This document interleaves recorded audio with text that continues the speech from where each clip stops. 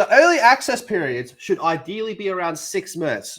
So there's been like some research that suggests 6 months for early access is like the go-to. But off the top of my head, earlier this week, we had the announcement for Power World 1.0. And looking through all that, I don't recall seeing people being angry that it took over a year, close to 2 years to get Power World to 1.0. Bruh, fucking 7 Days to Die, original arc.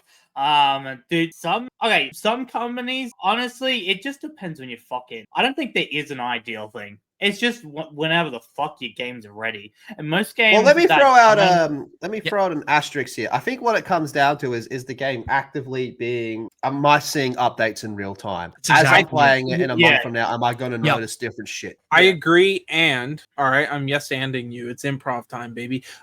What you said is true. Yeah. Improvements being made to the game, but also, is the core game actually good? Because how many times do we get the core game is not very good. It is getting updates, but people just don't fuck with it after a couple weeks. Whereas something like Ark still has like a big fucking fan base, right? Even something like Schedule 1 still does all right. Like, and that's from earlier in the year, and that's getting updates. So if your core game is good and you're constantly updating it and working on it and showing that like, hey, we are putting that effort in, people will let you go. I mean, fuck, it's Tarkov. We just talked about it. 8 fucking years. And honestly, that's a game that like very few people complain about it being in early access for as long. Yeah, that I do think there's a fucking problem. Yeah, exactly. The Fortnite Battle Royale, the Battle Royale part of it was in early access for over a year. Yep. So when it first came out, it was in early access for over a year. So I think honestly, it's a problem when it gets over 5 years. When you hit 5 years of early access,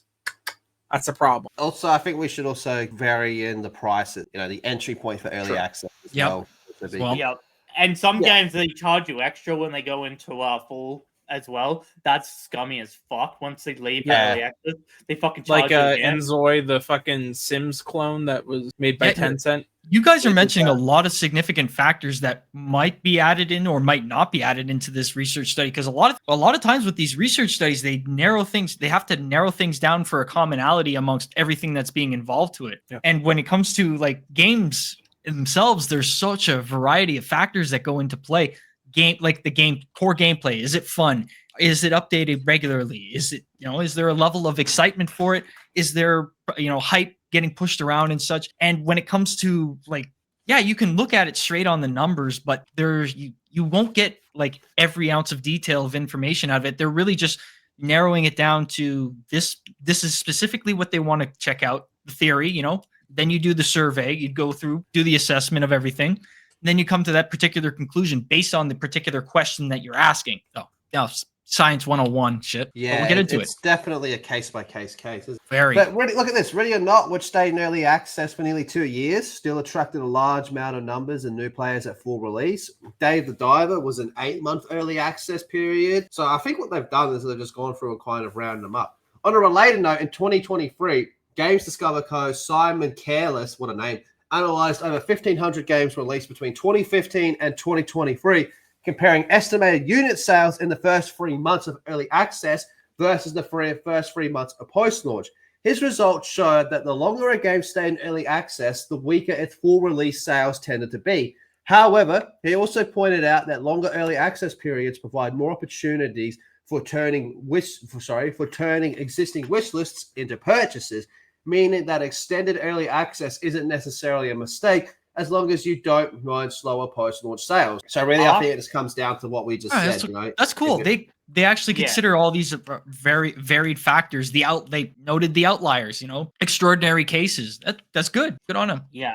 Ark was one of the best-selling games on console when it actually had its full release, and that was because of the early access.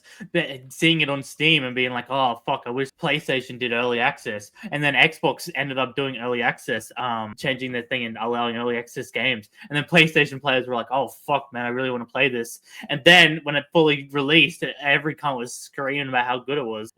So I think early access definitely helped the game. Yeah, I think my biggest caveat with early access has to be like AAA companies doing early access. Like, here's a good example. Skate just came out. it's an early access. It shouldn't be. This is a Yeah. AAA company. You should have your shit together. You have your EA. You are the most recognizable game company in the fucking world. All right, And it's besides also- Nintendo. Everyone knows Madden, everyone knows FIFA, right? So the fact that you're putting out early access games is a bit fucking ridiculous. They should be strong enough to have their own in-house to build it within QA testing. That's how it should be. Early access stuff is because for people who don't have those tools abilities available. I guess maybe they want to keep a smaller budget on that or something. But Yeah. oh, this is a decent A article. lot of times, though, pretty it good. is also used to just scam people. Go, we're going to put it in early access, and we have no intention of ever actually finishing. The day before, bro. Mm. Yeah. Yeah, well, Where's that's it. Where's the day after? Come on. I think another thing that is added at play is whether or not the game is within the zeitgeist of popularity in the gaming fandoms as well. Like for particular games, all the outliers are huge, like popular games that were within the zeitgeist. Friggin' trailblazing. And if you're gonna add in all these games that have had early access, that from wide single A indie games to the big hitters, yeah, you're gonna get a wide range of results. But at least they see that.